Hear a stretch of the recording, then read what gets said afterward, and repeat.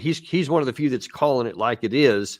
But well, then I might just say very briefly, use the word sincerely. I think Mr. Netanyahu is sincerely interested in the elimination of all the Arabs that currently live in the area he calls Greater Israel.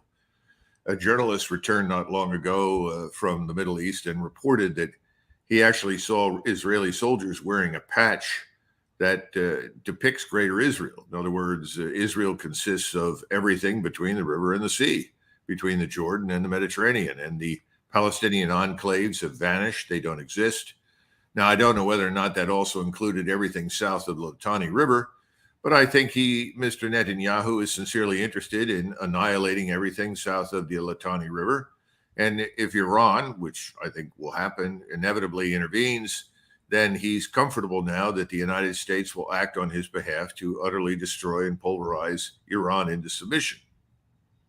Well, I mean, Austin just flat out said that. So, I mean, I think that's pretty confirmed from our government. But then on top of all that, then we also, and I'd be remiss if I didn't show our lead diplomat here, Secretary of State Anthony Blinken, who threw his 2 cents in. Hania was involved in ceasefire talks in Gaza. What impact is his death going to have? Well, of course, I've seen the reports, and what I can tell you is this. First, this is something we were not aware of or involved in. It's very hard to speculate, and I've learned over many years never to speculate on the impact one event may have on something else. So I can't tell you what this means. I can tell you that the imperative of getting a ceasefire, the importance that has for everyone remains. And we will continue to labor at that for as long as it takes to get there. Doug, I just it's hard for me to stomach these kinds of statements, which we've been hearing for many months now. And also you can add a whole new category regarding the Russia-Ukraine war from Anthony Blinken.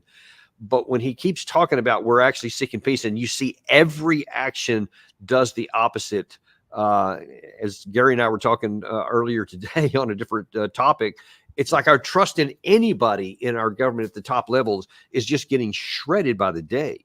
Well, there are 2 things that we should keep in mind. First, General Sisi's staff commented after Blinken last visited Egypt that the general and his staff had grown tired of listening to Mr. Blinken repeat Mr. Netanyahu's talking points. So I think that's the first thing we need to keep in mind. Mr. Blinken is doing an excellent job of everything that Mr. Netanyahu wants him to do. Number 2, and this is equally important in my judgment, he's interested, as is most of Washington, in buying as much time as possible for the Israelis to complete their task of creating Greater Israel. In other words, eliminate all of the Arabs in Gaza and the West Bank. And they now realize that that's not going to happen unless they can also bring to heel Hezbollah and subjugate that area. So we are buying time for them to do that. Now, it has now moved beyond buying time because it can't be done, certainly not in the time frame that they would like. And instead, what you've got is brewing a new war. Normally, you would expect the American government to intervene and say, well, look, we're not prepared for a major war. We didn't commit to that. But the truth is, behind closed doors, that's exactly what we've committed to do. That's what Mr. Austin said, and that's exactly what we're about to do. We are going to involve ourselves in a war with not only Hezbollah, but also Iran. And we can go over this 1,000 times. All of the Arab states in the region are horrified and afraid. The elites don't want any wars, but their populations are angry on a scale that one can't imagine with what's happened to the Arabs in Gaza. But you also have another problem. You have the rest of the world, and you have Russia and China, and increasingly Turkey. Turkey is trying to build nuclear reactors to improve its energy position. It's trying to stabilize its economy, so it has worked hard to stay out of the fight.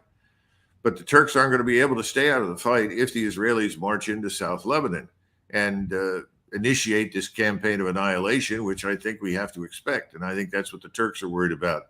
So you could have the entire region finally engaged in this. Can we